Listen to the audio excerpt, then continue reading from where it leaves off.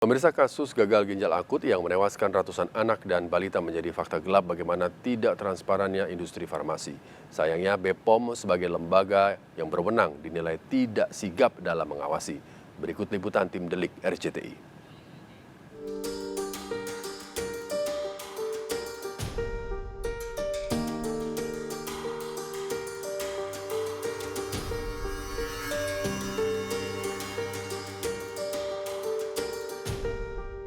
Pemirsa, upaya penanganan dan pencegahan dari kasus gagal ginjal akut anak dinilai lambat.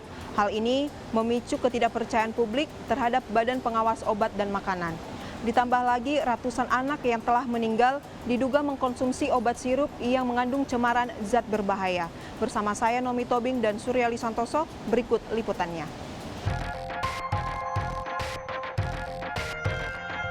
Korban gagal ginjal akut akibat tercemarnya obat sirup oleh senyawa berbahaya yakni etilon glikol dan dietilon glikol masih terus berlanjut.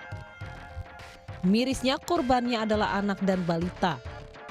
Badan POM sendiri sejauh ini telah mengidentifikasi beberapa perusahaan pemasok bahan baku obat-obatan sirup yang diduga menggunakan senyawa berbahaya di atas ambang batas. Yang berhasil diidentifikasi oleh Badan POM, CVSC ini ya merupakan supplier dari distributor kimia CV APG. Ya. CV APG ini adalah Anugerah Perdana Gemilang. Ya. Jadi CV Samudra Chemical adalah distributor kimia dari CV Anugerah Perdana Gemilang dan CV Anugerah Perdana Gemilang ini juga memasok utama untuk CV Budiarta. Dan CV Budiarta ini merupakan pemasok propylen glikol yang terbukti tidak memenuhi syarat ke industri farmasi PT Yarindo yang sebelumnya sudah mendapatkan sanksi pencabutan izin edar. Hasil uji menunjukkan bahwa 12 sampel dengan identitas propylen glikol terdeteksi memiliki kandungan EG dan DEG yang sangat jauh dari persyaratan ya. Kalau ini bahan baku ya katanya. Yang harusnya 0,1%, 9 sampel terdeteksi kadarnya sampai 52% dan ada yang sampai 99%. Diketahui sejumlah obat-obatan yang dikonsumsi balita mengakibatkan gagal ginjal akut hingga menyebabkan kematian. Dietilen glikol sendiri memiliki sejarah panjang sebagai salah satu bahan kimia yang memicu keracunan. Tercatat sejak 1937 dietilon glikol telah mengakibatkan keracunan massal di Amerika Serikat khususnya pada anak-anak akibat dicampur pada obat antibiotik sulfanilamid. Selain Amerika, kandungan dietilen glikol juga mengakibatkan keracunan massal lainnya di sejumlah negara hingga 2008. Saat kasus ini mulai merebak di Indonesia, sebenarnya Gambia telah lebih dahulu mengalami bencana keracunan dietilon glikol khususnya pada anak-anak. Kejadian itu sebenarnya bukan pertama kali kasus-kasus terkait dengan adanya suatu bukan cemaran sebenarnya dalam arti gagal ginjal itu karena pelarut-pelarutnya diantaranya adalah etilen glikol itu sejak tahun 1937 ya 1960 dan seterusnya sampai 2006 itu di Cina ya, kemudian juga kejadian sebelumnya di Spanyol, kemudian di India sampai 2020 juga terjadi di India dan juga Bangladesh dan sebagainya. Dan kejadian itu terakhir di Gambia itu yang kemudian diyakini memang adanya ya konsumsi ataupun pelarut yang dominannya adalah etilen glikol. Kasus ini pun kini telah bergulir di ranah hukum oleh Barreskrim Polri. Pihak kepolisian telah berkoordinasi dengan Kemenkes untuk mengumpulkan bukti pidana dari kasus gagal ginjal akut ini.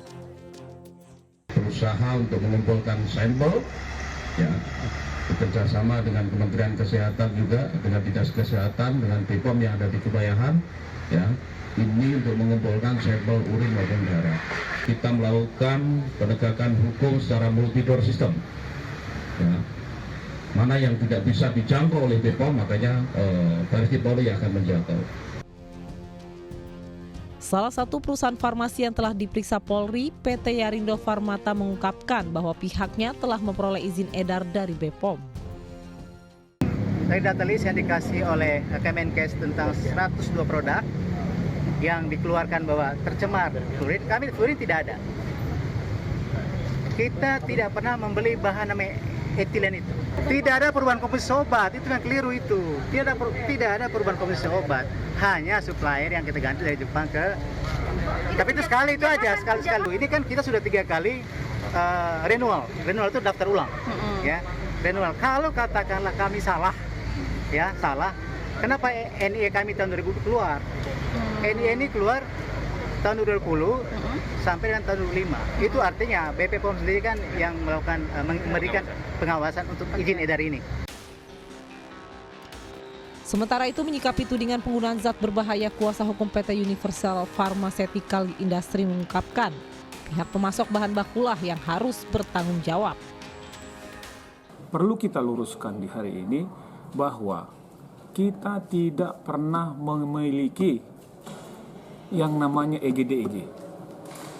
Kita hanya memesan PG, di mana ada orang-orang atau oknum yang tidak bertanggung jawab mengoplos EGDEG ke dalam PG.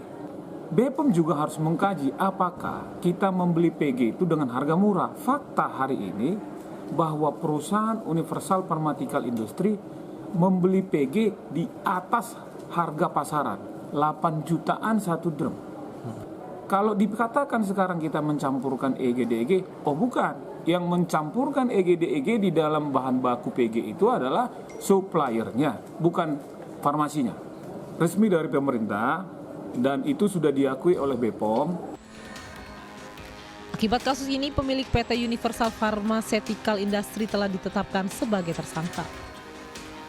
Sejak tanggal 11 November, itu status Direktur Utama Pak Budiono jadi tersangka, lalu manajernya Pak Siorman juga dinyatakan tersangka melanggar pasal Undang-Undang Kesehatan junto Undang-Undang Perlindungan Konsumen, di mana bercerita mereka telah dengan sengaja memperdagangkan produk yang melebihi standar aman begitu, dan kita menganggap bahwa itu adalah sikap yang terburu-buru karena mempidanakan farmasi dalam menyelesaikan persoalan gagal ginjal akut pada anak.